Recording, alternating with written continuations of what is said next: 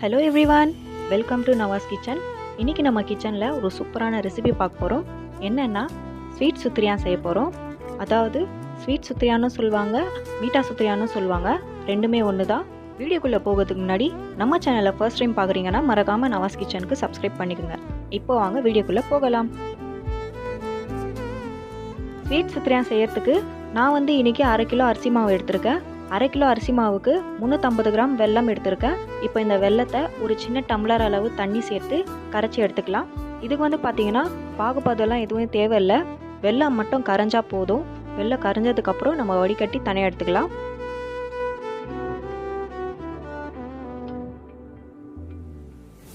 இப்போ பார்த்தீங்கன்னா வெல்லம் நல்லா கரைஞ்சிடுச்சு. ஒரு பாத்திரத்தில் தனியாக வடிகட்டி எடுத்துக்கிறேன். வடிகட்டின வெல்லத்தில் சுத்ரியான் வேகிறதுக்காக 4 கிளாஸ் அளவு தண்ணி சேர்த்துக்கிறேன். சேர்த்துட்டு அடுப்பு மிதமான தீயில வச்சு ஒரு கொதி வர வரைக்கும் வெயிட் பண்ணலாம்.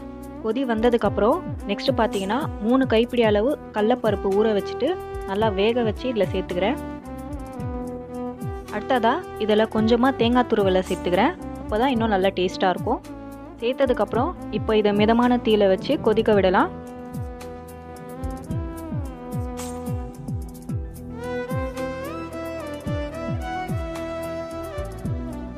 நெக்ஸ்ட்டு நம்ம மாவை ரெடி பண்ணிக்கலாம். நான் இன்றைக்கி 1/2 கிலோ பச்சரிசி மாவில் கொஞ்சமாக உப்பு சேர்த்து கூடவே சுடு தண்ணியை இந்த மாவில் கொஞ்சம் கொஞ்சமாக சேர்த்து மற்ற வச்சு நல்லா கலந்து வச்சுருக்கேன். கொழுக்கட்டை மாவு பிசைகிற மாதிரி தான் இந்த மாவை பிசைஞ்சு எடுத்து வச்சுருக்கேன். சுடு தண்ணியில் தான் கலக்கணும். இந்த மாவை நார்மல் வாட்டரில் கலக்காதீங்க. கொஞ்சம் கொஞ்சமாக மாவு எடுத்து கையில் எண்ணெய் தடவி இந்த மாதிரி ஷேப்பில் உருட்டி வச்சுக்கோங்க. ஏன்னா மாவு கொஞ்சம் பிசு பிசுப்பாக இருக்கும், அதனால் சரியாக ஷேப் வராது. அதனால தான் உள்ளங்கையில் எண்ணெய் சேர்த்து இந்த மாதிரி ஷேப் பண்ணிக்கோங்க. ஒரு கிண்ணத்தில் கொஞ்சமாக மாவு கூட கொஞ்சம் தண்ணி சேர்த்து கரைச்சி வச்சுக்கலாம். சுத்ரியான் செய்யும்போது திக்காக இருக்கிறதுக்காக இந்த மாவை கரைச்சி வச்சுக்கிறேன்.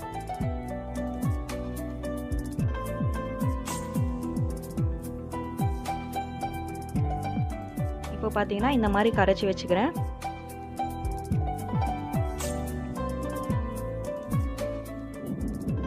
மாவு ரெடி ஆகிடுச்சு. அடுத்ததான் நம்ம வெல்லத்தில் சேர்த்துடலாம்.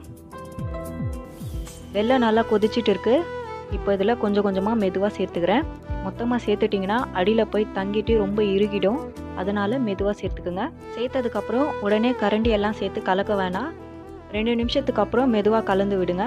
இந்த சுத்ரியாவை சேர்த்துட்டு 10 நிமிஷம் வேக வச்சுட்டு அதுக்கப்புறம் இறக்கிடுங்க. அதுக்கு மேலே வேக வைக்காதீங்க. சுத்ரியான் ரொம்ப ஹார்ட் ஆயிரும். அதனால் ஒரு 10 நிமிஷம் கரெக்டாக வேக வச்சு இறக்கிடுங்க. இது கொதிக்கும் போதே நம்ம கிண்ணத்தில் கரைச்சி வச்ச மாவை இதில் சேர்த்துக்கலாம்.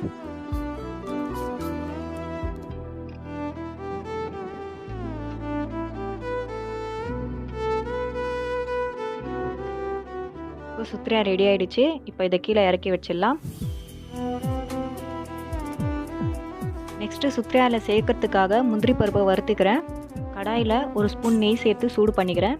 வாசனைக்காக 3 பட்டை, 3 லவங்கம், 3 ஏலக்காய் சேர்த்துக்கிறேன்.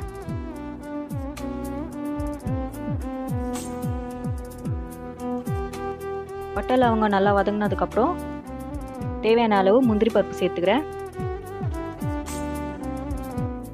முந்திரி பருப்பு வறுபட்டதும் ஸ்டவ் ஆஃப் பண்ணிட்டு இதை நம்ம சுத்ரியானை சேர்த்துக்கலாம். சேர்த்ததுக்கப்புறம் ஒரு வாட்டி நல்லா கலந்து விட்டுக்கிறேன். அவ்வளவுதான், சூப்பரான ஸ்வீட் சுத்ரியான் ரெசிபி ரெடி ஆகிடுச்சு. இந்த சுத்ரியாலேயே காரமும் செய்வாங்க. அதாவது அதில் மசாலாலாம் சேர்த்து நான்வெஜ் சேர்த்து செய்வாங்க. நான்வெஜ் சேர்த்து செய்கிறது இன்னும் நல்லா டேஸ்ட்டாக இருக்கும். அந்த ரெசிபி எப்படி செய்கிறதுன்ட்டு கூடிய சீக்கிரத்தில் அப்லோட் பண்ணுறேன். உங்களுக்கு ஸ்வீட் அதிகமாக வேணும்னா கூட இன்னும் கொஞ்சம் எக்ஸ்ட்ராவாக வெல்லத்தை சேர்த்துக்கலாம். ஸ்வீட் சுத்ரியான் சூப்பராக ரெடியாக இருக்குது.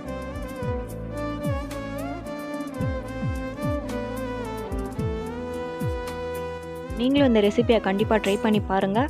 உங்களுக்கு இந்த ரெசிபி ரொம்ப பிடிச்சிருந்தா லைக் பண்ணுங்கள், ஷேர் பண்ணுங்கள், கமெண்ட் பண்ணுங்கள்.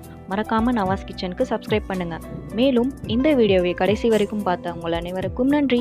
தேங்க்யூ.